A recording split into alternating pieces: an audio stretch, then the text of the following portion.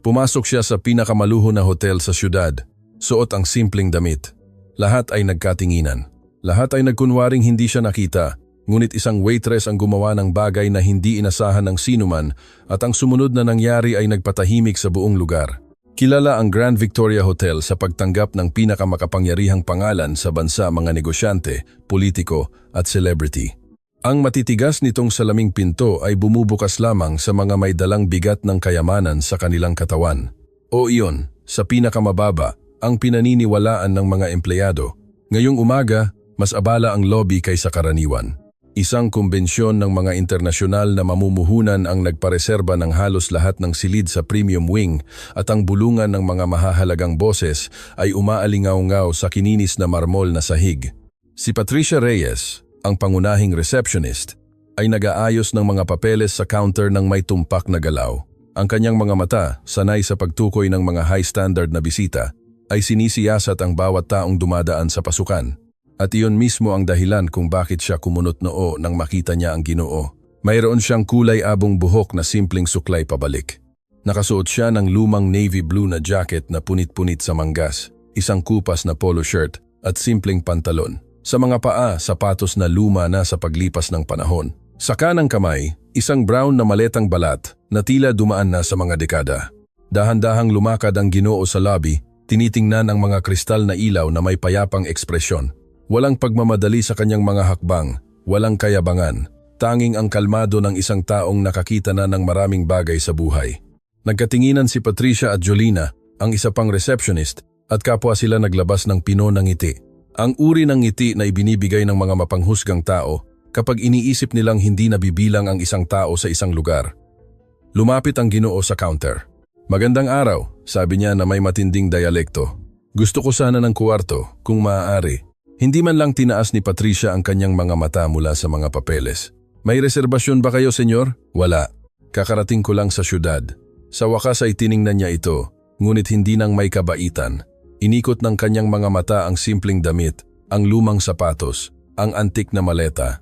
At pagkatapos, sa tonong pinaghalong peking paggalang at tunay na paghamak, sumagot siya, "Paumanhin, senyor. Puno na po kami. Wala na po kaming bakanting kwarto." Bahagyang ikiniling ng Ginoo ang kanyang ulo. "Naiintindihan ko, ngunit nakita ko sa pasukan na may mga kwarto pa sa itaas na palapag." Uminit ang mukha ni Patricia. Paano niya nalaman iyon? Ang mga kwartong iyon ay eksklusibo para sa mga espesyal na kliyente. At ano ang nagpapaging espesyal sa isang kliyente? Ang tanong ay simple, ngunit hindi alam ni Patricia kung paano sasagutin. O mas mabuti, hindi niya gustong sagutin. Dahil ang tunay na sagot ay magiging malupit para sabihin ng malakas. "Marahil ay makakahanap kayo ng mas angkop sa ibang establisimento," sabi niya habang tumalikod na. "Maaari akong tumawag ng taxi kung gusto ninyo." Nanatiling tahimik ang Ginoo sandali. Ang kanyang mga mata, maitim at malalim, ay tumitig kay Patricia nang may nakakagulat na kalmado. Walang galit doon, walang pagkagalit, tanging isang lumang kalungkutan na tila ang eksenang iyon ay nangyari na ng maraming beses. "Hindi na kailangan," sabi niya sa wakas. "Salamat sa inyong oras." At pagkatapos, nang may parehong kapayapaan na kanyang ipinapakita nang pumasok siya, tumalikod siya at nagsimulang maglakad patungo sa labasan.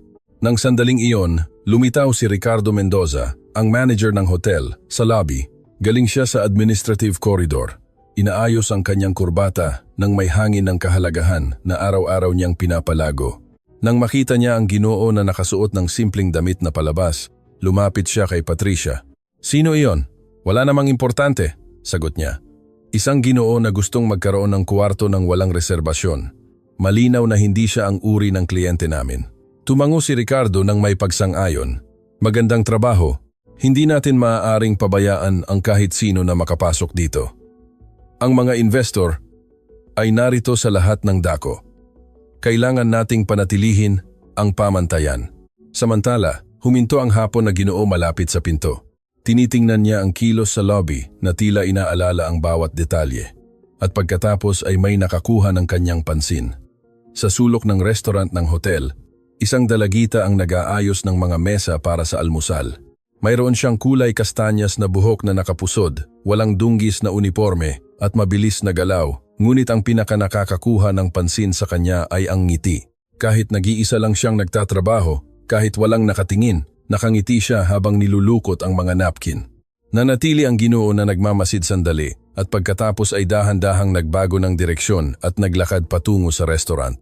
Lubos na nakatuon si Alma sa kanyang trabaho, kaya napansin lamang niya ang presensya ng Ginoo nang huminto ito sa tabi ng mesang kanyang inaayos. "Paumanhin," sabi niya. "Inihahain na ba ang almusal?" Tinaas ni Alma ang kanyang mga mata at nakita ang Ginoo na may kulay abong buhok. Nakita niya ang simpleng damit, ang antik na maleta, ang payapang mukha, at naiiba sa lahat ng iba pa sa hotel na iyon. Hindi siya humatol. Nagngiti lang siya. "Magandang araw, senyor. Inaayos pa po namin. Ngunit sa ilang minuto ay sisimulan na naming maghain. Gusto niyo po bang umupo at maghintay? Maaari akong magdala ng tsaa habang naghihintay kayo?" Tila nagulat ang Ginoo sa kabaitan. "Gagawin mo yon?" "Oo naman, bahagi po iyan ng aking trabaho." At saka, ibinaba niya ng bahagya ang kanyang boses na tila nagbabahagi ng isang sikreto. "Gusto kong magtimpla ng tsaa. Halos isang pagmumuni-muni na ito para sa akin." Nagngiti ang Ginoo sa unang pagkakataon mula nang pumasok siya sa hotel na iyon. "Ang tsaa ay magiging napakaganda. Salamat." Itinuro ni Alma ang isang mesa malapit sa bintana kung saan ang liwanag ng umaga ay pumapasok ng malumanay. Umupo ang Ginoo, inilagay ang kanyang maleta sa upuan sa tabi. At pagkatapos, habang naghihintay, pinanood niya si Alma na nagtatrabaho. Gumalaw siya ng may gilas at kahusayan. Walang pagmamadali, ngunit walang rin kabagalan. Bawat galaw ay tumpak, bawat detalye ay pinangangalagaan. Sa loob ng ilang minuto, bumalik siya na may dalang tray. May mainit na tsaa at isang tasa ng porselana. "Narito po," sabi niya. Inilagay ang lahat sa mesa. "Green tea po ito. Sana ay magustuhan ninyo." Tiningnan ng Ginoo ang tasa, pagkatapos ay si Alma. At pagkatapos, sa wikang Hapon, bumulong siya ng mahina, "Arigato gozaimasu." Napatahimik si Alma. Lumaki ang kanyang mga mata. At pagkatapos, sa lubos na pagkagulat ng Ginoo, sumagot siya, "Walang anuman." Ang katahimikan na sumunod ay tumagal lamang ng ilang segundo, ngunit tila isang kawalang hanggan. Tinititigan siya ng Ginoo nang may ekspresyon ng lubos na pagkagulat, at si Alma, nang mapansin ang kanyang ginawa, ay namula ang mukha. "Nagsasalita ka ng Hapon, binibini?" "Opo, kaunti." "Pinag-aralan ko po ng mag-isa." "Nang mag-isa? Bakit?" Nag-alinlangan si Alma. Simple lang ang tanong, ngunit ang sagot ay napakalalim para sa isang kaswal na usapan. Gayunpaman, mayroong isang bagay sa Ginoo na nagpaparamdam sa kanya na gusto niyang maging tapat. "Ang aking lola," sabi niya sa wakas. Nagtatrabaho siya para sa isang pamilyang Hapon noong bata pa siya. Lagi niya akong kinukwentuhan tungkol sa kanila, tungkol sa kultura, tungkol sa wika. Nang pumanaw siya, gusto kong matuto para maramdaman na mas malapit ako sa kanya. Walang sinabi ang Ginoo sa loob ng mahabang panahon. Tiningnan lang siya ng may tindi na hindi maintindihan ni Alma. At pagkatapos, sa kanyang pagkagulat, lumuha ang kanyang mga mata. "Ang lola mo," sabi niya na may pabalik na boses. "Dapat ay isang pambihirang babae." "Siya po," sagot ni Alma. Nararamdaman ang pagkirot ng kanyang dibdib. Tinuruan niya ako na ang tunay na kayamanan ng isang tao ay hindi sa kung ano ang suot niya, kundi sa kung paano niya tinatrato ang iba.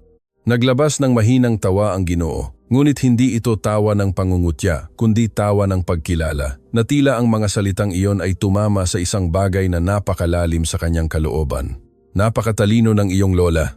"Tila matalino rin po kayo, senyor," sabi ni Alma. At pagkatapos, nang mapansin na baka naging masyado siyang matapang, umatras siya ng isang hakbang. "Paumanhin po, masyado po akong madaldal minsan. Huwag kang humingi ng paumanhin," sabi ng Ginoo. "Matagal na mula nang may kausap ako ng ganito, nang walang takot, nang walang ibang layunin." Hindi alam ni Alma kung ano ang isasagot.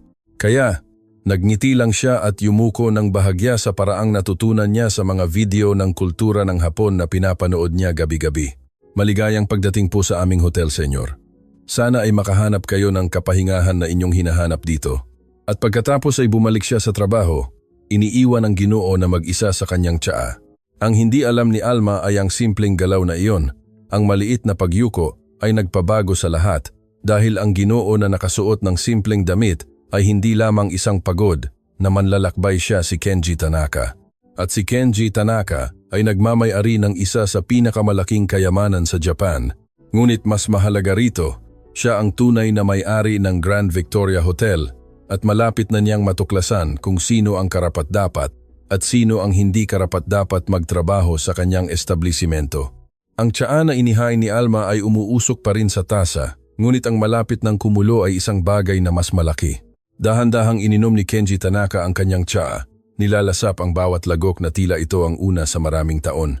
Hindi ang tsaa mismo ang nakakabighani sa kanya, bagaman perpekto ang pagtimpla nito. Ito ay ang galaw, ang tunay na kabaitan ng dalagitang iyon, na walang ideya kung sino siya. Habang pinagmamasdan ang kilos sa restaurant, hinayaan ni Kenji na gumala ang kanyang isip sa nakaraan.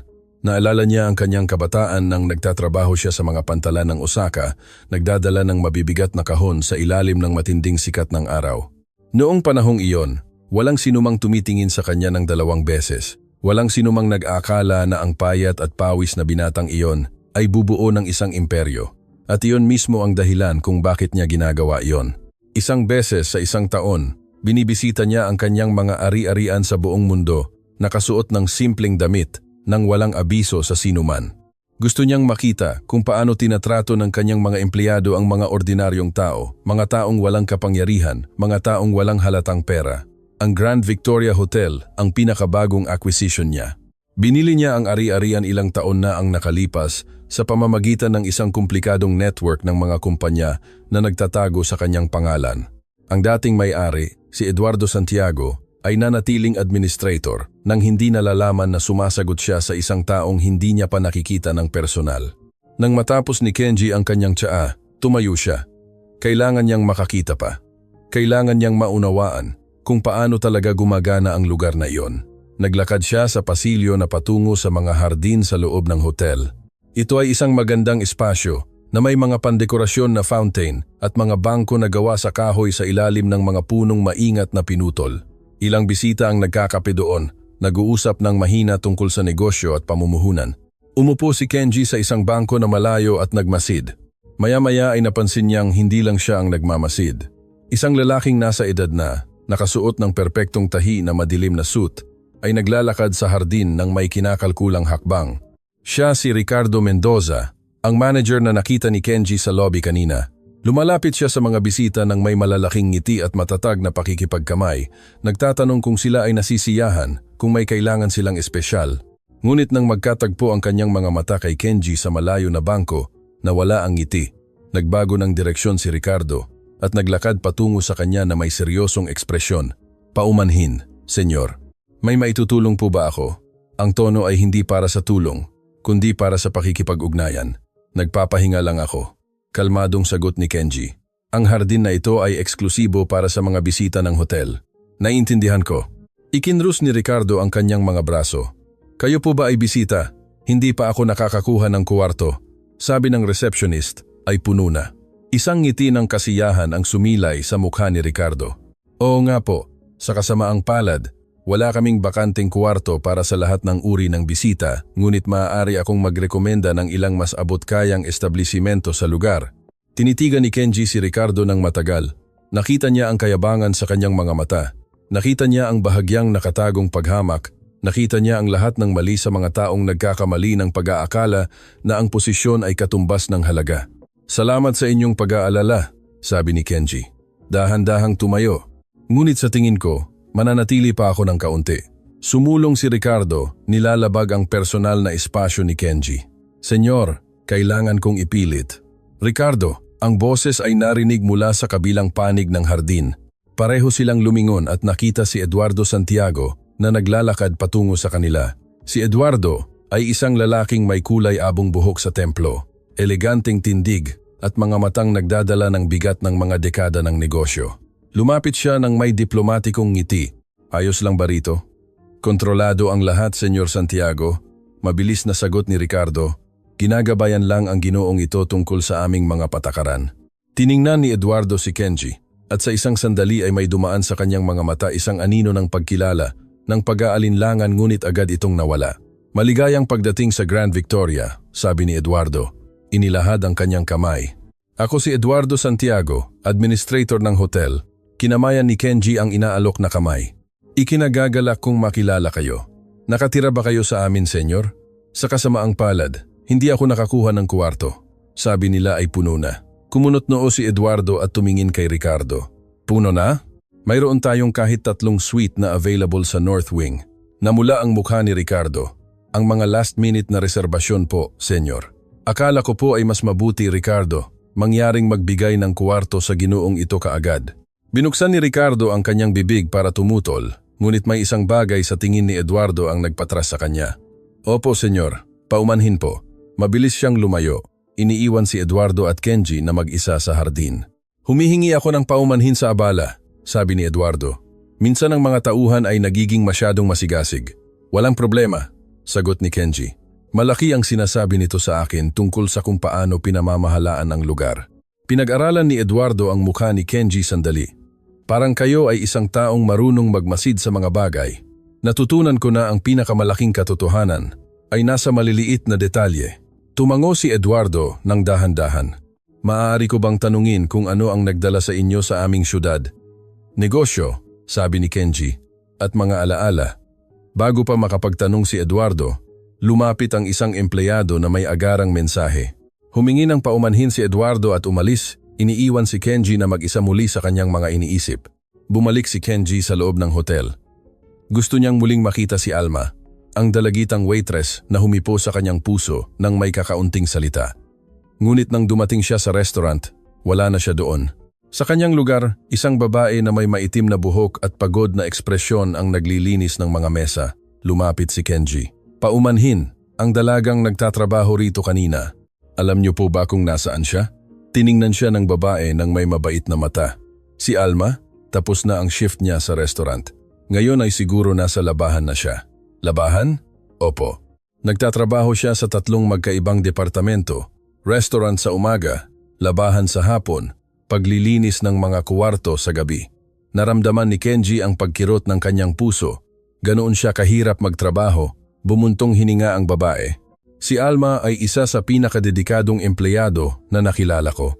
Hindi kailanman nagrereklamo, hindi kailanman lumiliban, laging may ngiti sa mukha. Ngunit hindi madali ang buhay para sa kanya. Anong ibig mong sabihin? Nag-alinlangan ang babae na tila nagdedesisyon kung sasabihin. Pagkatapos, ibinaba ang kanyang boses. Sinabi niya, si Alma ang nag-aalaga sa kanyang ina ng mag-isa. Lubhang may sakit ang kanyang ina. Kailangan ng mamahaling paggamot. Nagtatrabaho si Alma ng lahat ng shift na iyon para bayaran ang mga gastusin sa medisina. Minsan halos hindi siya natutulog. Natahimik si Kenji. Sinisipsip ang impormasyong iyon.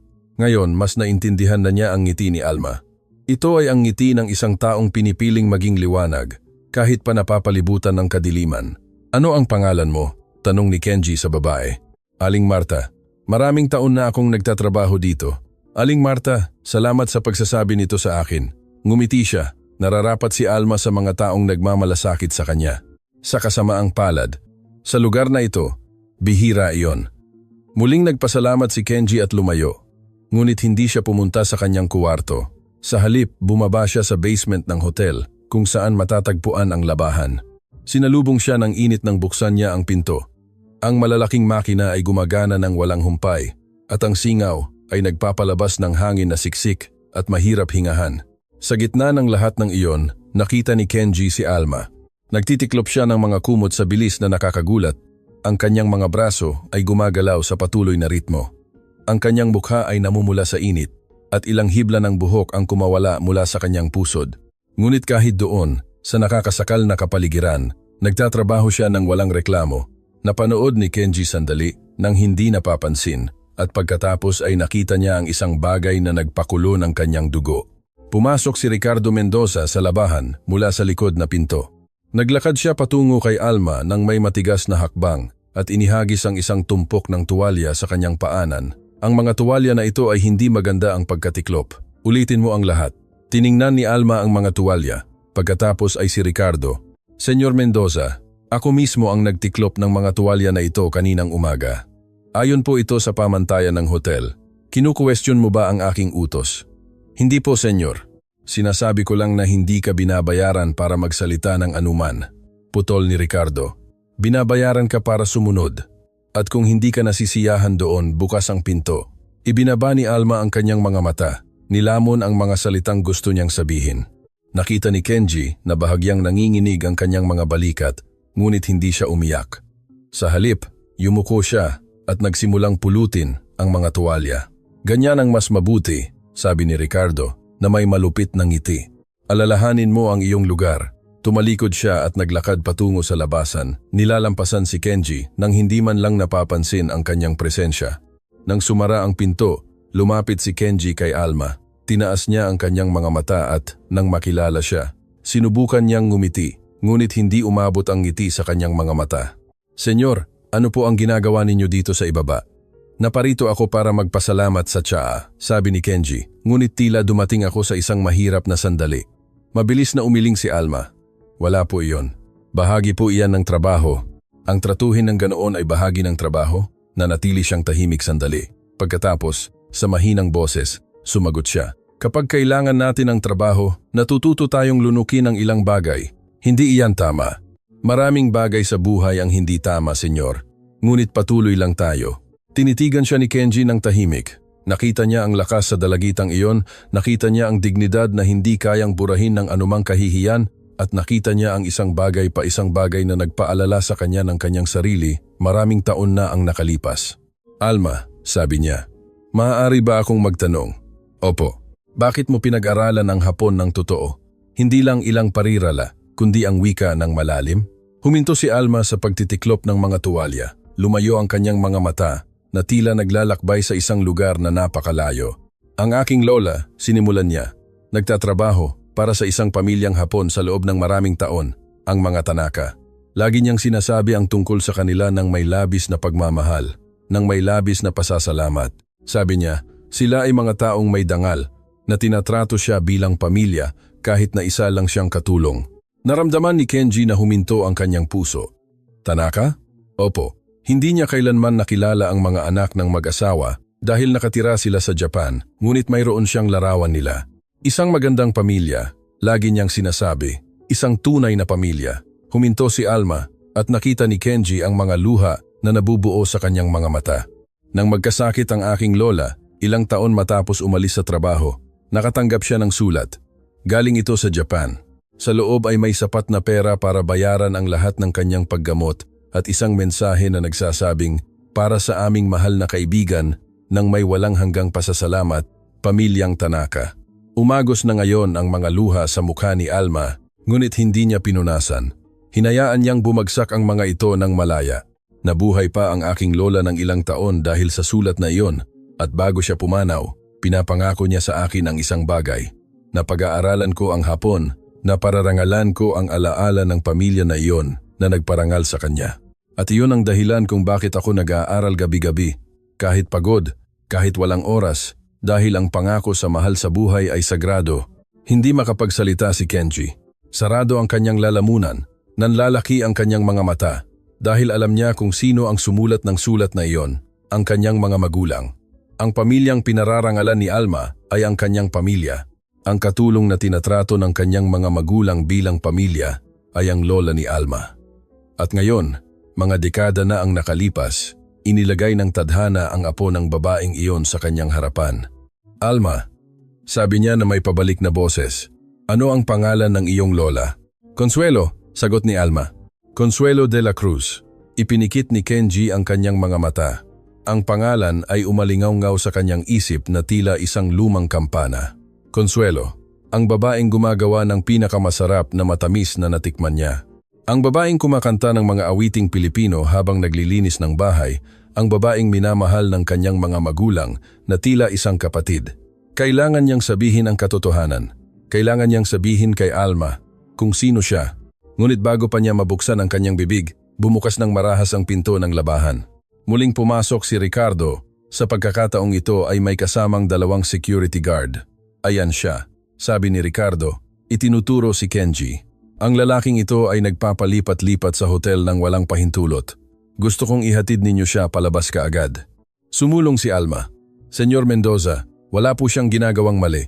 Manahimik ka, Alma. Hindi mo iyan problema. Lumapit ang mga security guard kay Kenji, nananatiling walang galaw. Mga senyor, kalmadong sabi ni Kenji. Sa tingin ko ay may hindi pagkakaunawaan.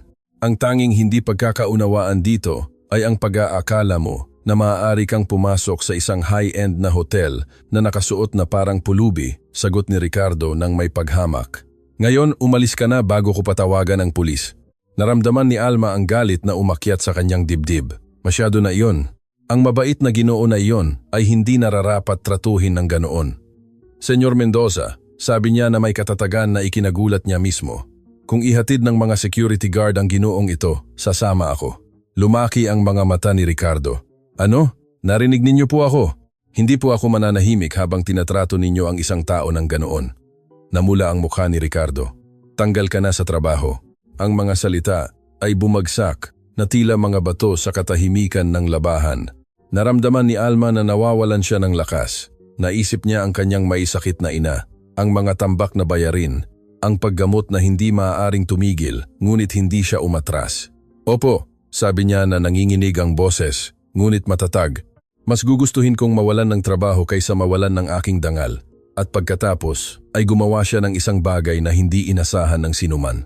Naglakad siya patungo kay Kenji, yumuko ng malalim at sinabi sa Hapon, "Sumimasen, oyakuso kuga de kinakata. Patawarin po ninyo ako, senyor, hindi ko po kayo naprotektahan."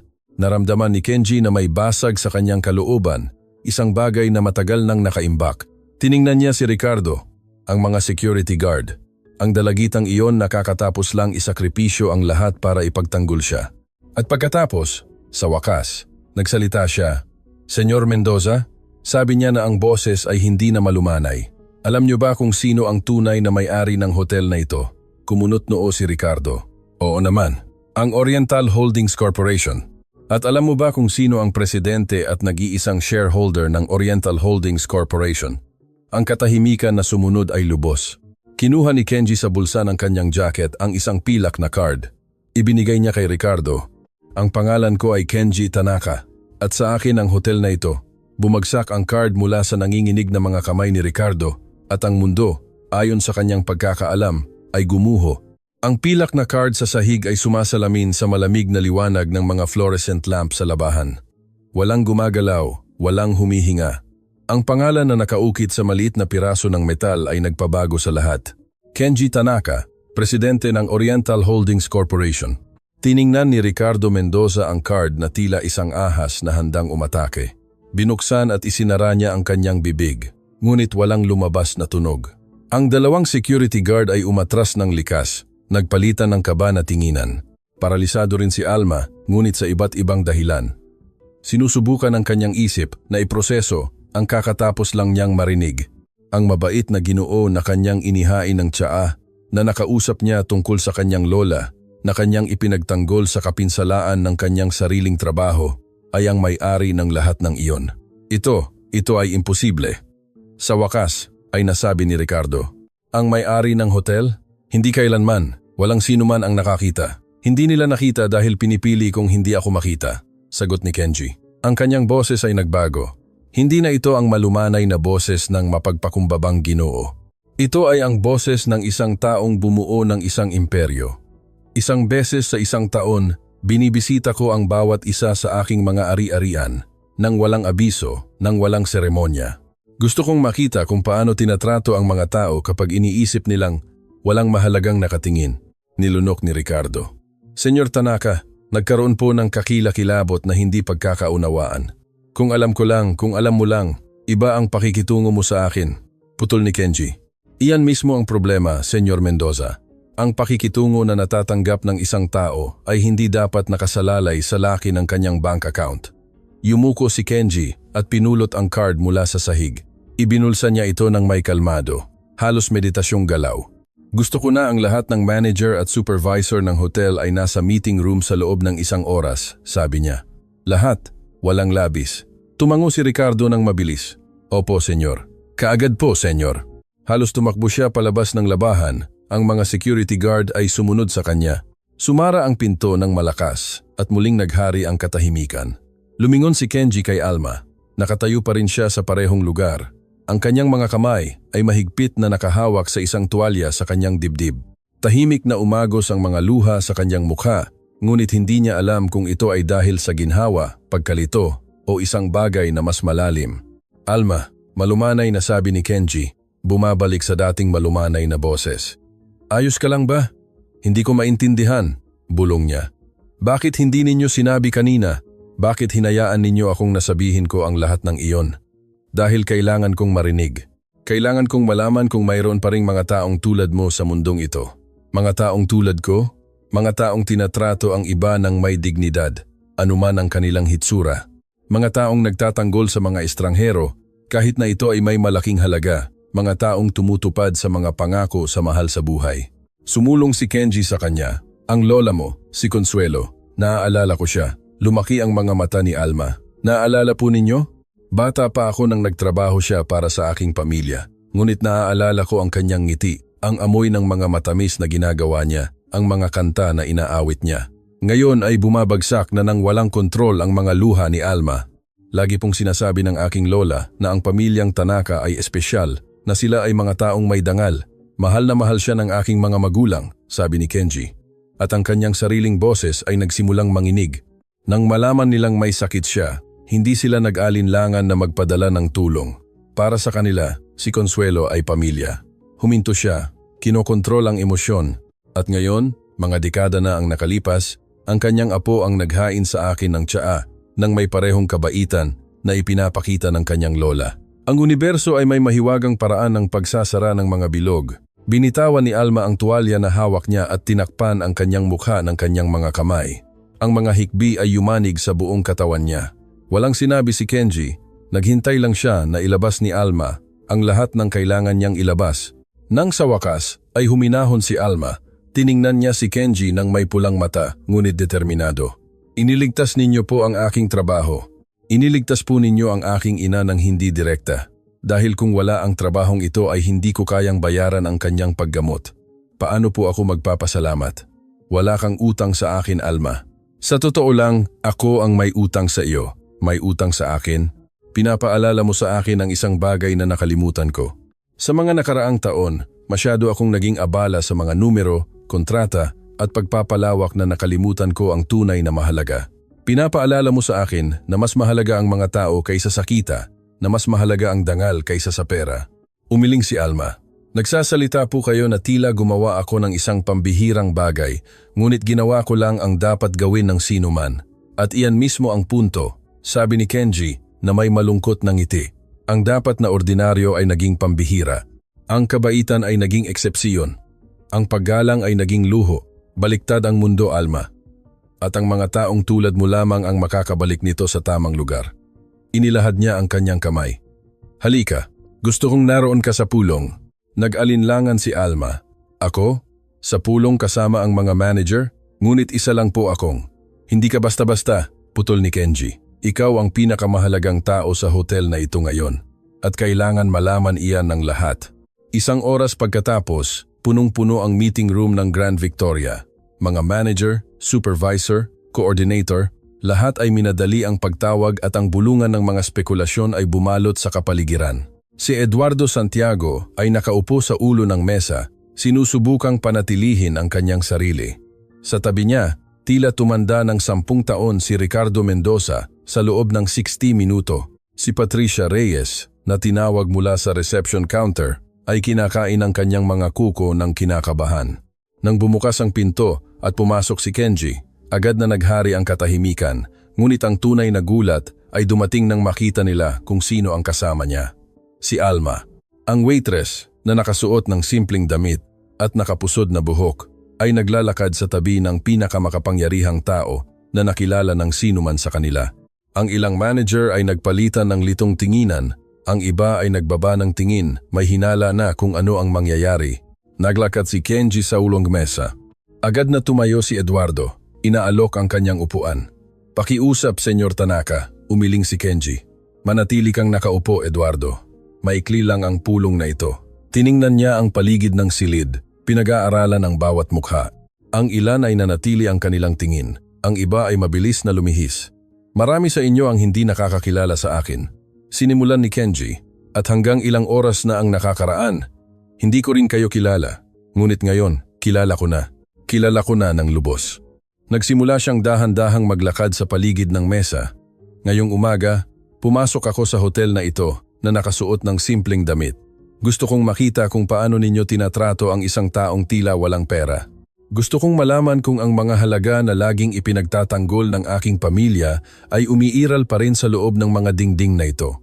Huminto siya sa likod ni Patricia. Napakibit balikat ang receptionist. Hindi ako pinayagan sa reception. Sabi nila ay walang mga kwarto kahit may 3 bakanteng suite. Ang dahilan, hindi raw angkop ang aking mga damit sa pamantayan ng hotel. Patuloy siyang naglakad, huminto sa likod ni Ricardo. Ako ay nilapitan sa hardin ng isang manager na tinrato ako bilang isang nanghihimasok. Ako ay tinakot ng mga security guard at nang ipagtanggol ako ng isang empleyado, siya ay sinibak sa aking harapan. Bumagsak si Ricardo sa upuan, puting-puti ang mukha. Bumalik si Kenji sa ulo ng mesa at tiningnan si Alma na nanatiling nakatayo malapit sa pinto. Ngunit may nakita rin akong maganda. Nakita ko ang isang dalagita na tinrato ako ng may kabaitan nang hindi alam kung sino ako na naghain sa akin ng tsaa at nag-alok ng ngiti nang tinalikuran ako ng lahat ng iba pa na kinausap ako sa aking katutubong wika na tila ako ay isang lumang kaibigan at nang nakita akong hinahamak, isinakripisyo ang lahat ng mayroon siya para ipagtanggol ako. Huminto siya ng may dramatikong paghinto. Ang dalagitang ito ay si Alma at simula ngayon, siya ang magiging aking personal na assistant sa mga operasyon sa Pilipinas. Nagkaroon ng bulungan sa silid. Nagkatinginan ng mga manager nang hindi makapaniwala. Tila malapit nang himatayin si Alma. Senyor Tanaka, sabi niya na nanginginig ang boses. Hindi ko po kaya. Wala po akong kwalifikasyon para sa mayroon kang tanging kwalifikasyon na mahalaga sa akin, sagot ni Kenji. Integridad. Ang iba ay matututunan. Tumayo si Eduardo. Senyor Tanaka, kung papayagan ninyo, may mga empleyado rito na may mga taon ng karanasan, may formal na edukasyon, may napatunayang track record. Hindi ba mas magiging maingat, Eduardo? Putol ni Kenji. Ikaw ay isang mahusay na administrator. Pinapatunayan iyan ng mga numero ng hotel na ito, ngunit ang mga numero ay hindi nagsasabi ng buong kwento. Ang nangyari ngayon ay nagpapakita na may sakit sa lugar na ito. Isang sakit na hinayaan ninyong lumaki. Tiningnan niya si Ricardo. Senyor Mendoza, tanggal ka na sa trabaho. May 1 oras ka para kunin ang iyong mga gamit at umalis sa ari-arian. Tumayo si Ricardo ng mabilis. Senyor Tanaka, pakiusap. Nagkamali lang po ako sa paghuhusga. Ako higit pa sa pagkakamali iyon. Ito ay isang pagpili, sabi ni Kenji. Isang pagpili na itrato ang mga tao na parang basura batay sa kanilang hitsura. Walang lugar para sa ganitong uri ng tao sa aking kumpanya. Binuksan ni Ricardo ang kanyang bibig upang makipagtalo. Ngunit ang tingin ni Kenji ay nagpatahimik sa kanya. Nang may nakabagsak na mga balikat, naglakad siya patungo sa pinto. Bago lumabas, huminto siya sa tabi ni Alma. Sa isang sandali, tila may sasabihin siyang malupit. Ngunit pagkatapos, sa paggulat ng lahat, bumulong siya, pasensya na, at lumabas. Ang katahimikan na sumunod ay mabigat, puno ng tensyon at mga revelasyon. Tiningnan ni Kenji si Patricia. Binibining Reyes, hindi nag-iisa si Senyor Mendoza. Tinrato mo rin ako ng may paghamak kaninang umaga. Nagsimulang umiyak si Patricia. Senyor Tanaka, may 2 po akong anak. Kailangan ko po ang trabahong ito. Pakiusap. Ako, hindi kita sisibakin, sabi ni Kenji. At naglabas si Patricia ng hikbi ng ginhawa. Ngunit gagawin mo ang mga susunod na buwan na direktang makatrabaho si Alma. Matututunan mo sa kanya kung ano ang ibig sabihin ng tratuhin ang lahat ng bisita ng may dignidad, anuman ang kanilang hitsura. Kung sa pagtatapos ng panahong iyon ay sasabihin sa akin ni Alma na nagbago ka, garantisado ang iyong trabaho. Kung hindi iniwan niya ang parirala na nakabitin sa hangin. Mabilis na tumango si Patricia, pinupunasan ang kanyang mga luha. Opo, senyor. Salamat po, senyor. Ipinapangako ko po na magbabago ako. Tiningnan ni Kenji si Eduardo. Eduardo, hindi ka direktang nakilahok sa nangyari ngayon. Ngunit nilikha mo ang isang kapaligiran kung saan posible ito, kung saan ang mga empleyado ay inakala na katanggap-tanggap ang pagtrato sa mga tao ng ganoon. Responsibilidad mo rin iyan. Ibinaba ni Eduardo ang kanyang ulo. Tama po kayo, senyor. Dapat ay mas nagbigay ako ng pansin. Magkakaroon ka ng pagkakataong patunayan na kaya mong gumawa ng mas mahusay, ngunit simula ngayon, lahat ay dadaan kay Alma. Siya ang magiging aking mga mata at tainga dito. Siya ang direktang magre-report sa akin tungkol sa kung paano tinatrato ng hotel na ito ang kanyang mga bisita at empleyado. Naglakad si Kenji kay Alma at inilagay ang kanyang kamay sa kanyang balikat. Ang dalagitang ito ay nagdadala sa kanyang mga balikat ng bigat ng isang pamilya na nangangailangan sa kanya. Nagtatrabaho siya ng 3 shift sa isang araw nang walang reklamo. Nag-aaral siya ng hapon gabi-gabi dahil nangako siya sa kanyang lola sa kamatayan. Siya ang lahat ng dapat ninyong hangarin. Naramdaman ni Alma na umapoy ang kanyang mukha sa kahihiyan at emosyon. Hindi pa siya kailanman napuri ng ganito sa kanyang buhay. Hindi pa siya kailanman nakita ng ganito. Mga senyor at senyora, pagtatapos ni Kenji. Ang pulong na ito ay nagtatapos dito, ngunit ang pagbabago ay nagsisimula ngayon. Gusto kong bawat isa sa inyo ay tumingin sa inyong sarili at magtanong, paano ko itatrato ang isang taong walang maibibigay sa akin bilang kapalit? Ang sagot sa tanong na iyon ang naglalarawan kung sino talaga kayo. Naglakad siya patungo sa pinto, si Alma sa kanyang tabi. Bago lumabas, muli siyang lumingon. At isa pa, kailangan ng ina ni Alma ng medikal na paggamot. Simula ngayon, ang lahat ng gastusin ay sasagutin ng foundation ng aking pamilya. Iyan ang pinakamababa na magagawa namin para sa apo ng babaeng nagbigay ng labis na kagalakan sa tahanan ng aking mga magulang. At sa gayon ay lumabas siya, iniiwan ang isang silid na puno ng mga taong nabago, ang ilan ay magpakailanman. Lumipas ang mga linggo mula ng araw na iyon na nagpabago sa buhay ni Alma magpakailanman. Ang silid ng ospital kung saan nagpapahinga ang kanyang ina ay iba na ngayon, hindi na ang masikip na espasyo sa pangkalahatang ward na may manipis na kurtina na naghihiwalay sa mga pasyente at ang patuloy na ingay ng mga makinang banyaga. Ngayon, nagpapahinga si Aling Marina sa isang pribadong silid na may malalaking bintana na nagpapapasok ng liwanag ng araw at sariwang bulaklak na dinadala ni Alma araw-araw. Agad na nagsimula ang paggamot. Mga espesyalistang doktor, pinakamodernong pagsusuri, mga gamot na dati ay tila imposible na makamit. Lahat ay inayos ng Tanaka Family Foundation. Gaya ng ipinangako ni Kenji, pumasok si Alma sa silid na may dalang mga daisy. Gising ang kanyang ina, nakatingin sa bintana ng may payapang ngiti sa pagod na muka. Magandang umaga, inay. Lumingon si Aling Marina at lumapad ang kanyang ngiti. Anak ko, napakaganda mo sa bago mong damit. Tiningnan ni Alma ang kanyang sarili sa salamin ng bintana. Totoo iyon, iba na ang mga damit na suot niya ngayon. Hindi na ang lumang uniforme ng waitress, kundi isang eleganteng at diskret na kasuotan, angkop para sa kanyang bagong posisyon. Gayunpaman, hindi pa rin siya sanay. Nakapagtataka, inay. Hanggang ilang linggo na ang nakakaraan, nagtitiklop ako ng mga kumot sa labahan. Ngayon, may opisina na ako na may pangalan ko sa pinto. Inilahad ni Aling Marina ang kanyang kamay at mahigpit na hinawakan ni Alma. Kinita mo yan, anak ko, sa iyong busilak na puso. Hindi, inay, suwerte lang po ako. Dumating si Senyor Kenji sa tamang oras. Walang suwerte, Alma. Mayroong paghahanda na nakatagpo ng pagkakataon. Ginugol mo ang mga taon sa pag-aaral ng hapon, pagiging mabait sa lahat, pagtatrabaho ng husto, kahit walang nakakakita. Hindi ka binigyan ni Senyor Kenji ng anumang hindi mo karapat-dapat. Naramdaman ni Alma na nanlalaki ang kanyang mga mata. Laging may kakayahan ang kanyang ina na makita ang pinakamabuti sa kanya kahit na siya mismo ay hindi makita. Mas mabuti na po ba ang pakiramdam ninyo? Mas mabuti na. Sabi ng mga doktor na nagpapakita ng pag-unlad ang mga pagsusuri. Sa unang pagkakataon sa mahabang panahon may pag-asa ako. Mag-ina silang nanatiling tahimik sandali. Nilalasap lang ang presensya ng isa't isa. Ito ay isang luho na dati ay hindi nila kayang ibigay. Dahil si Alma ay nagtatrabaho sa 3 trabaho at si Aling Marina ay lalong humihina. Anak, sabi ni Aling Marina sa wakas, sabihin mo sa akin ang tungkol sa iyong trabaho, paano ito? Bumuntong hininga si Alma. Mabigat po. Tinuturuan po ako ni Senyor Kenji ng lahat. Paano gumagana ang negosyo? Paano mag-analisa ng mga ulat? Paano makitungo sa mga supplier at partner? Sabi niya, madali raw akong matuto. Oo naman. Matalino ka naman talaga. Ngunit hindi madali, inay. Maraming tao sa hotel ang nakatingin pa rin sa akin ng masama. Sa tingin nila ay hindi ako nararapat sa posisyon na kinalalagyan ko, na nakamit ko ang posisyon dahil sa favoritism. Pinigilan ni Aling Marina ang kamay ng kanyang anak. At ano ang sa tingin mo? Matagal bago sumagot si Alma. Minsan ay tinatanong ko rin ang sarili ko kung karapat-dapat ba ako sa lahat ng ito, kung hindi ba ako kumukuha ng lugar na dapat ay para sa iba. Alma, sabi ni Aling Marina ng may katatagan. Tingnan mo ako. Tinaas ni Alma ang kanyang mga mata. Ang lola mo, si Consuelo, ay isang simpleng babae. Wala siyang pinag-aralan, walang pera, walang anumang itinuturing ng mundo na mahalaga. Ngunit mayroon siyang isang bagay na hindi nabibili isang busilak na puso.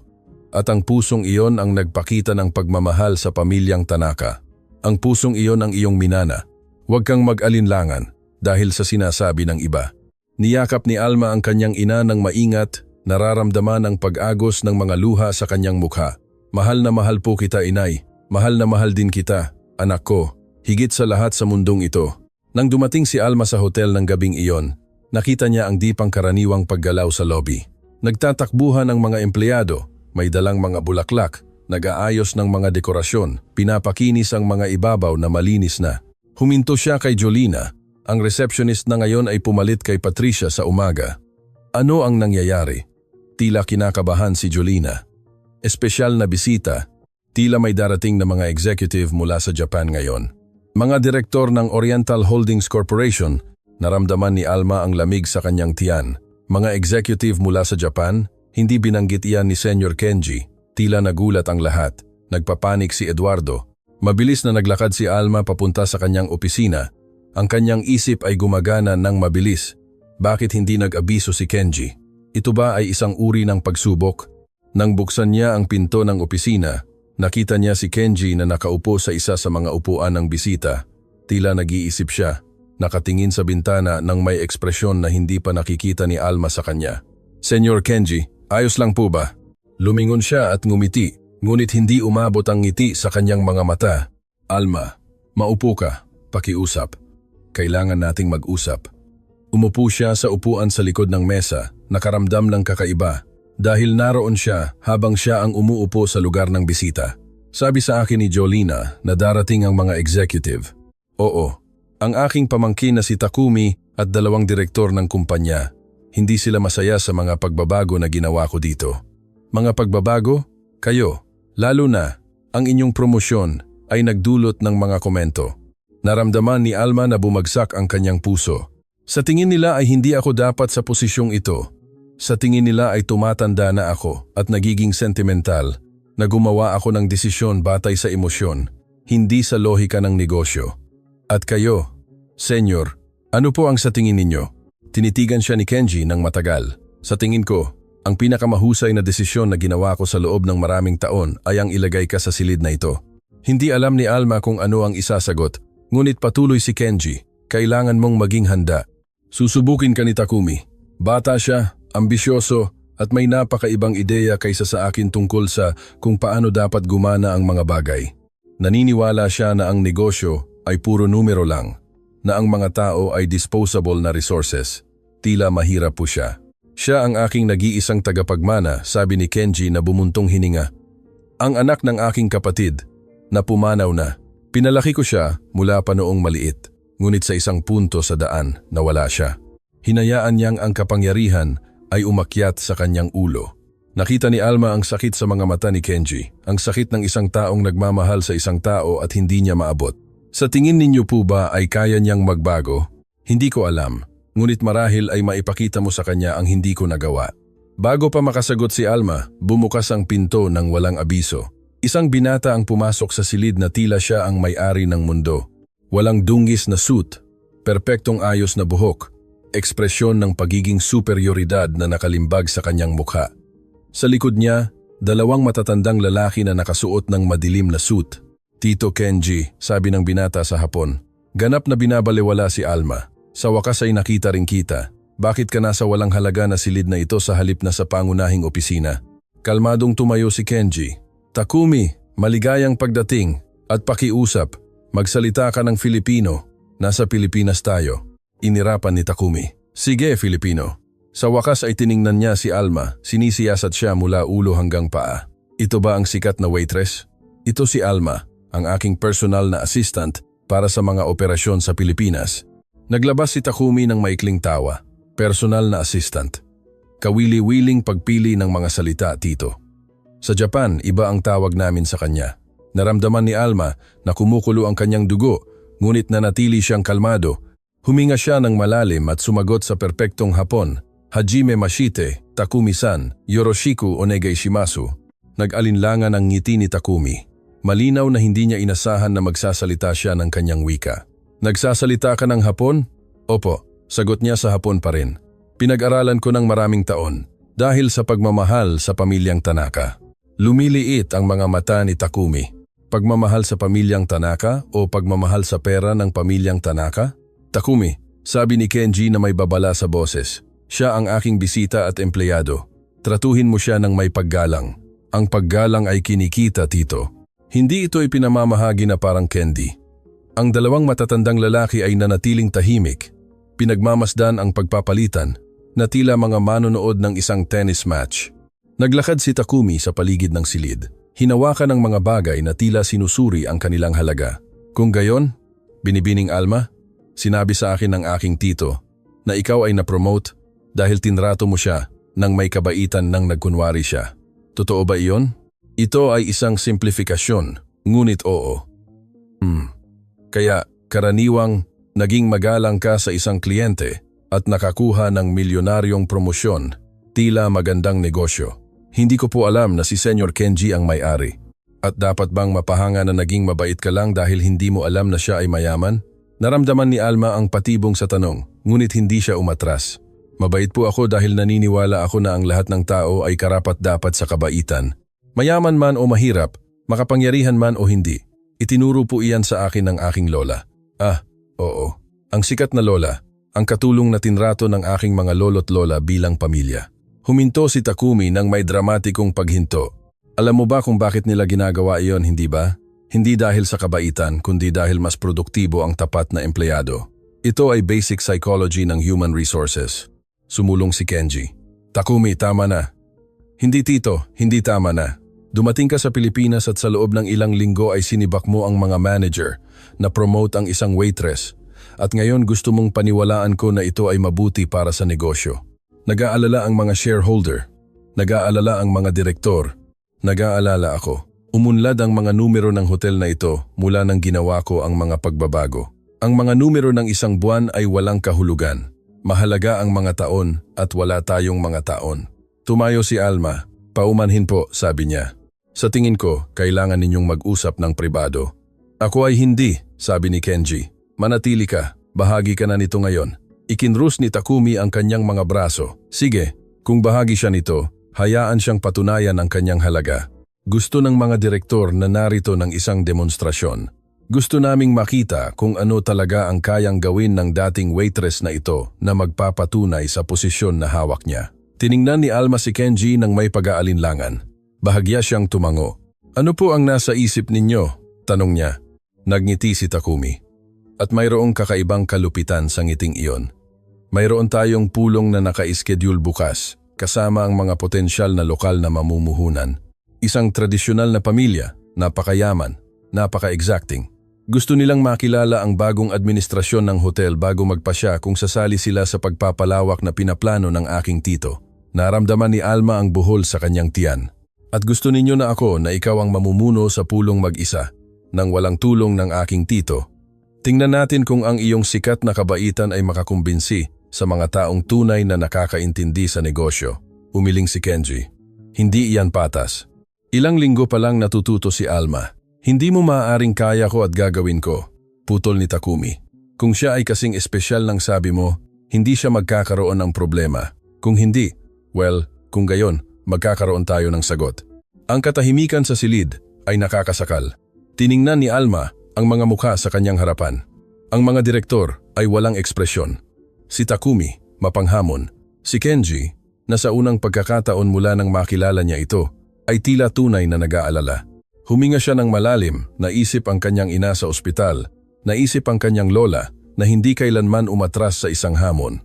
Naisip niya ang lahat ng pagkakataon na siya ay minamaliit, binabalewala, itinatapon at pagkatapos, sa isang matatag na boses na ikinagulat niya mismo, sumagot siya, tinatanggap ko. Tinaas ni Takumi ang kanyang kilay. Tinatanggap mo? Opo. Pamamahalaan ko ang pulong bukas at ipapakita ko na hindi nagkamali si Senyor Kenji sa pagtitiwala sa akin. Isang katahimikan na puno ng tensyon ang pumuno sa silid at pagkatapos ay may hindi inaasahang nangyari. Isa sa mga matatandang direktor na hanggang ngayon ay hindi pa nakakapagsalita ng isang salita ay nagsalita. Ang kanyang boses ay malalim, puno ng mga taon ng karanasan. Tapang, sabi niya sa hapon. May tapang ang dalagitang ito. Lumingon si Takumi sa kanya ng nagulat. Senyor Watanabe, Binaliwala ng direktor si Takumi at tumingin direkta kay Alma. Binibini, nagtrabaho ako sa ama ni Senyor Tanaka at kay Senyor Tanaka mismo sa loob ng maraming dekada. Hindi ko pa siya narinig na nagkamali sa paghusga sa pagkatao ng isang tao. Huminto siya. Inaasahan ko ang pulong bukas. At sa gayon ay lumingon siya at lumabas ng silid. Ang isa pang direktor ay sumunod sa kanya. Nanatili si Takumi na nakatayo, malinaw na naguluhan sa hindi inaasahang suporta. Hindi nito binabago ang anuman, sabi niya sa wakas. Bukas ay makikita natin kung sapat ang tapang. Umalis siya nang hindi nagpapaalam. Nang sumara ang pinto, lumapit si Kenji kay Alma. Hindi mo kailangang tanggapin.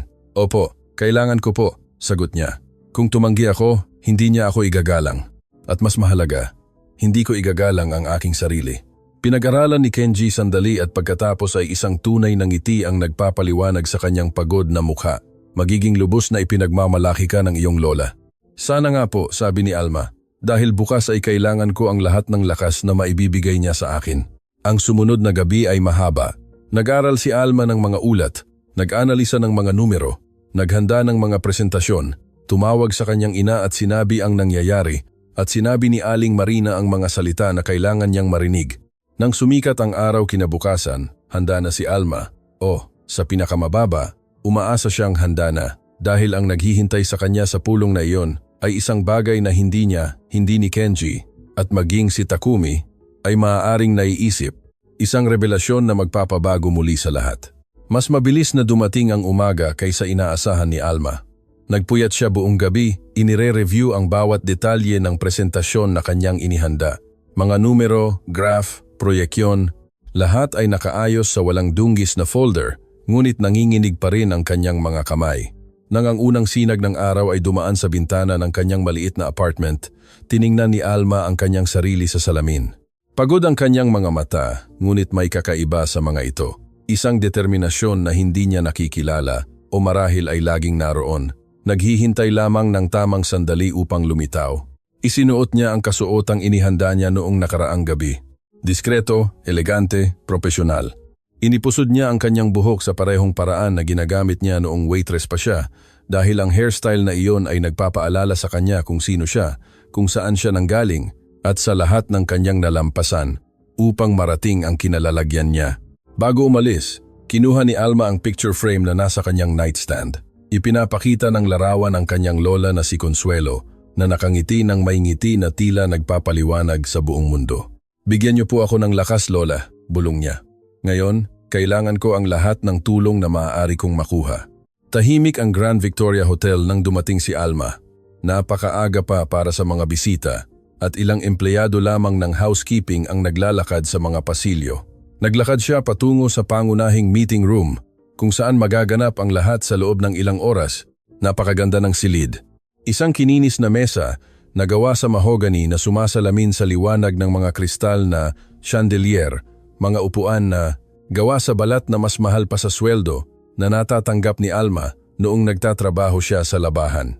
Malalaking bintana na nagpapakita ng syudad na gumigising sa ibaba. Huminga ng malalim si Alma at nagsimulang ayusin ang mga materyales. Naglagay siya ng folder sa harap ng bawat upuan. Tiningnan kung gumagana ang projector, inayos ang mga kurtina upang hindi makagambala ang liwanag sa presentasyon. Lubos siyang nakatuon kaya hindi niya narinig na bumukas ang pinto. Maaga ka. Lumingon si Alma at nakita si Kenji na nakatayo sa pasukan. Nakasuot siya ng tradisyonal na Hapon na suit, isang bagay na hindi pa niya nakikita sa kanya. Ang kasuotan ay isang malalim na asul na may pino na mga detalye na nagpapakita ng pambihirang kalidad nito.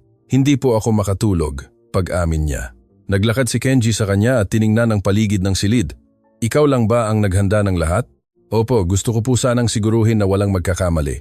Tumango siya nang may pagsang-ayon. Alma, bago pa dumating ang iba, kailangan kong may sabihin sa iyo. Seryoso ang tono ni Kenji. Mas seryoso kaysa sa kailanman niya narinig. Naramdaman ni Alma ang pagkirot sa kanyang tiyan. Ano po iyon? Ang mga investor na darating ngayon, kilala ko sila sa loob ng maraming taon. Ang pamilyang Manansala, sila ay mga tradisyonal na tao, lubos na nakakabit sa mga lumang halaga. Ang patriarka, si Don Enrique, ay isang taong mahirap mapabilib. Naiintindihan ko po. Ngunit, mayroon pa. Huminto si Kenji na tila pinipili ang kanyang mga salita ng maingat. Ang pamilyang Manansala ay may kasaysayan sa aking pamilya. Isang kasaysayan na bumabalik sa maraming dekada. Kumunot noo si Alma. Anong uri ng kasaysayan? Bago pa makasagot si Kenji, bumukas muli ang pinto. Pumasok si Takumi, nakasama ang dalawang direktor na dumating noong nakaraang araw. Si Senyor Watanabe na nagpakita ng paggalang kay Alma at isa pang mas batang lalaki na hindi pa niya kilala ang pangalan. Magandang umaga, sabi ni Takumi sa malamig na tono. Nakita kong narito na ang tagapagsalita. Sana ay handa ka. Handa po ako, matatag na sagot ni Alma. Pinag-aralan siya ni Takumi sandali, hinahanap ang mga tanda ng kahinaan. Wala siyang nakita. Tingnan natin, sa mga sumunod na minuto, napuno ang silid. Dumating si Eduardo Santiago na may tense na ekspresyon. Malinaw na kinakabahan sa kahalagahan ng pulong na iyon. Si Patricia Reyes, na ngayon ay direktang nakatrabaho si Alma, ayon sa itinakda ni Kenji, ay pumasok na may dalang tubig at kape para sa mga kalahok. Lubos na nagbago ang kanyang pag-uugali sa mga nakaraang linggo. Nawala ang mayabang na tingin, napalitan ng tunay na pagpapakumbaba na ikinagulat ng lahat. Nang dumaan si Patricia kay Alma, bumulong siya. Kaya mo iyan, naniniwala ako sa iyo. Naramdaman ni Alma na nanlalaki ang kanyang mga mata. Ilang linggo na ang nakakaraan, ang parehong babae na iyon ay tinrato siya na tila siya ay hindi nakikita. Ngayon ay nag-aalok siya ng mga salita ng paghihikayat. Ang mga tao ay talagang kayang magbago. Alas 9 ng umaga, bumukas ang pinto sa huling pagkakataon. Isang Ginoo na may ganap na puting buhok ang pumasok sa silid, nakasandal sa isang madilim na tungkod na kahoy. Ang kanyang mukha ay may marka ng panahon, ngunit ang kanyang mga mata ay buhay, mapagmatyag, mapanuri. Sa likod niya, isang babaeng nasa edad na at isang binata ang sumunod sa kanya. Don Enrique, tumayo si Kenji at lumakad patungo sa bisita. Isang karangalan ang tanggapin kayo. Nagkamayan ang dalawang lalaki na mas matagal kaysa karaniwan. May kasaysayan sa galaw na iyon. Mga dekada ng kasaysayan. Kenji, sabi ni Don Enrique sa boses na nakakagulat na malakas para sa kanyang marupok na hitsura. Matagal na.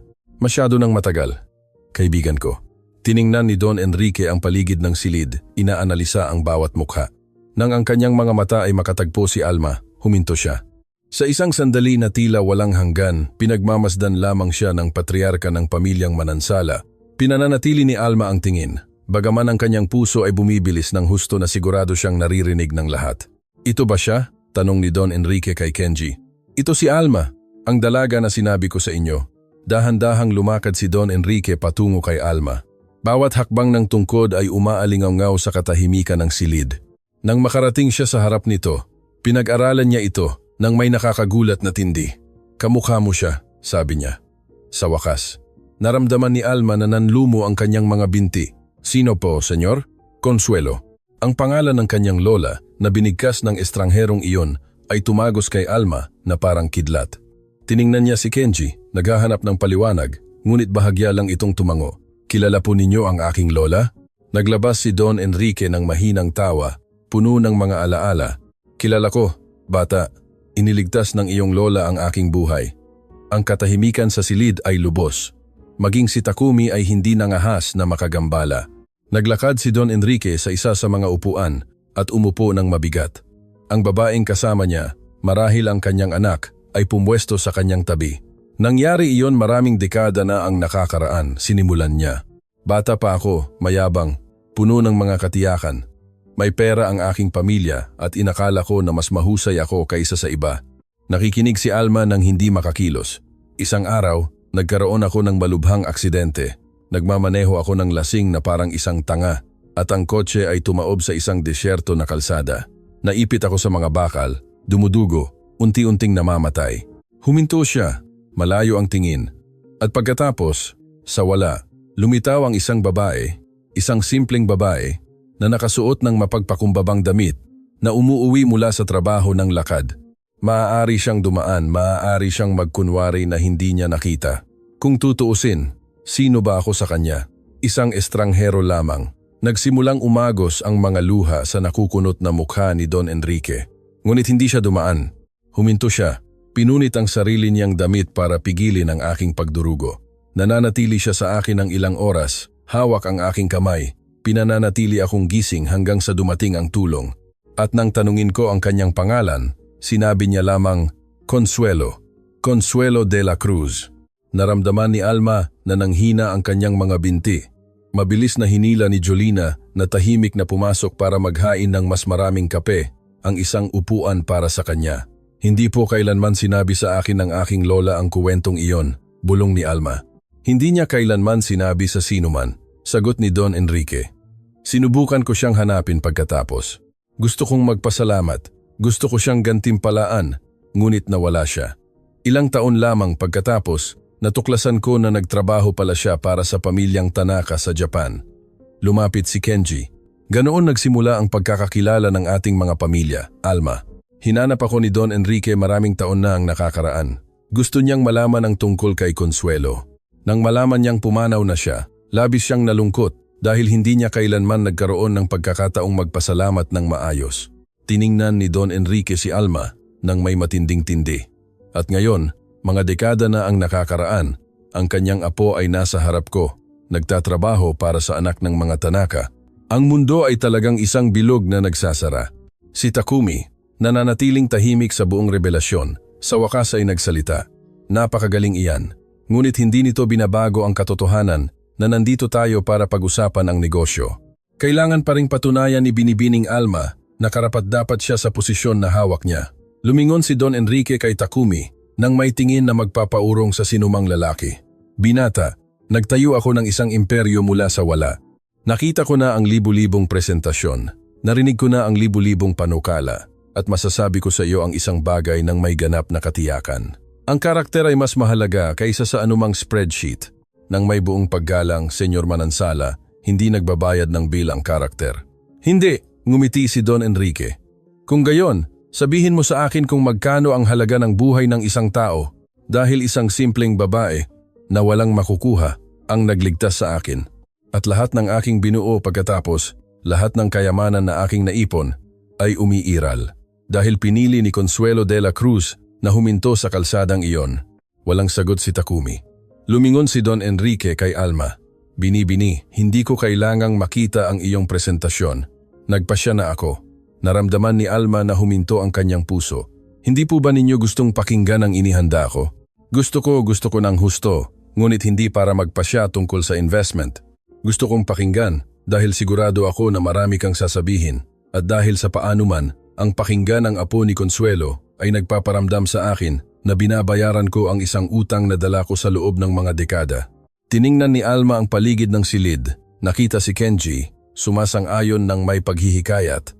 Nakita niya si Senyor Watanabe, si Eduardo, si Patricia at si Jolina na tahimik na nagpapalakas sa kanya. At nakita niya si Takumi na may saradong ekspresyon, naghihintay na siya ay magkamali. Tumayo siya. Mga senyor at senyora, simula niya at hindi nanginig ang kanyang boses. Itinuro sa akin ng aking lola na ang tunay na sukatan ng isang tao ay hindi sa kung ano ang kanyang pag-aari, kundi sa kung paano niya tinatrato ang mga taong walang maibibigay sa kanya bilang kapalit. Naglakad siya patungo sa projector at sinimulan ang presentasyon. Ang hotel na ito ay itinayo sa premise ng luho. Mamahaling kwarto, eksklusibong serbisyo, high-end na kliyente, at sa loob ng maraming taon, gumana ito. Pinapatunayan iyan ng mga numero, lumitaw ang mga graph sa screen, ipinapakita ang kasaysayan ng pananalapi ng Grand Victoria. Ngunit mayroong isang bagay na hindi ipinapakita ng mga numero. Hindi nila ipinapakita ang waiter na nagtatrabaho ng 12 oras sa isang araw at tinatrato pa rin na parang hindi nakikita.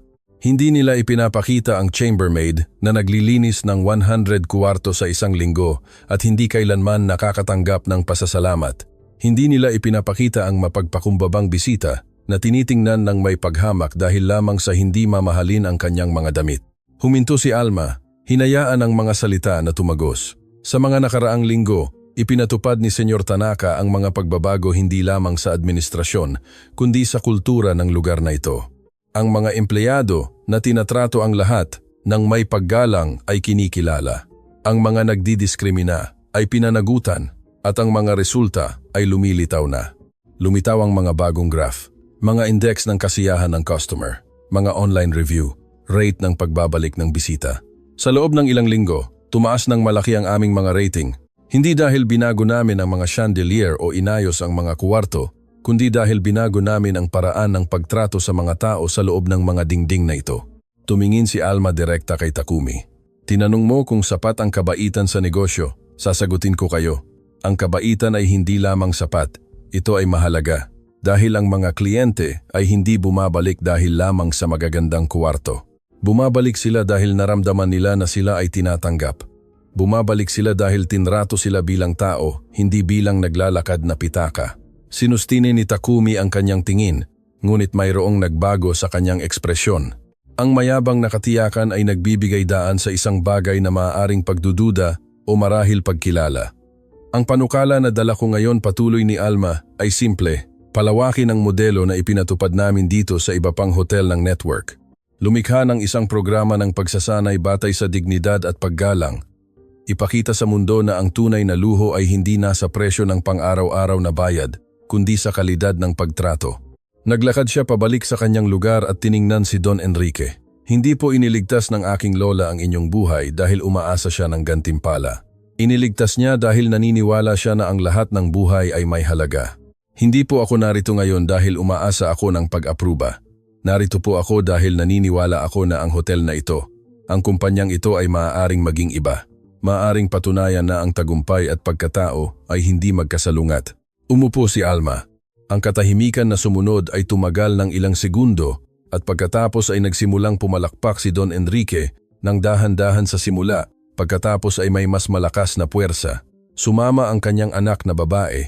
Pagkatapos si Senyor Watanabe, si Eduardo, si Patricia, si Jolina isa-isa. Lahat sa silid ay nagsimulang pumalakpak. Lahat, maliban kay Takumi. Nanatili siyang walang galaw, nakatitig kay Alma. At pagkatapos, sa paggulat ng lahat, tumayo siya. Maaari ba akong magsalita? Nagkaroon ng katahimikan sa silid. Naglakad si Takumi sa gitna ng silid, ang kanyang mga kamay ay nasa bulsa. Nagbago ang kanyang postura. Naroon pa rin ang kayabangan, ngunit mayroon pang iba. Isang bagay na bumabasag sa ilalim ng ibabaw. Pinalaki ako ng aking tito mula pa noong bata pa ako. Simula niya. Ang aking ina, kapatid niya, ay pumanaw noong napakabata ko pa. Wala akong alaala sa kanya. Ipinikit ni Kenji ang kanyang mga mata, malinaw na emosyonal. Sa buong buhay ko, narinig ko ang mga kwento tungkol sa mga halaga ng pamilyang Tanaka. Dangal, paggalang, dignidad. Ngunit para sa akin, ito ay mga salita lamang. Mga salita na walang kahulugan dahil hindi ko kailanman nakita ang pangangailangan ng mga ito. Mayroon ako ng lahat, pera, kapangyarihan, posisyon. Bakit pa kailangan ng mga halaga? Tiningnan niya si Alma. Nang malaman ko na ang aking tito ay nag-promote ng isang waitress sa personal na assistant, nagalit ako.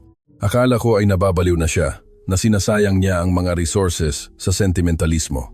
Huminga ng malalim si Takumi. Ngunit kagabi ay mayroong nagpuyat sa akin. Naisip ko kung paano mo ako tiningnan nang insultuhin kita. Walang galit sa iyong mga mata, walang takot. Nakita ko ang habag, na tila naawa ka sa akin. Walang sinabi si Alma, nakikinig lang. At pagkatapos ay naintindihan ko.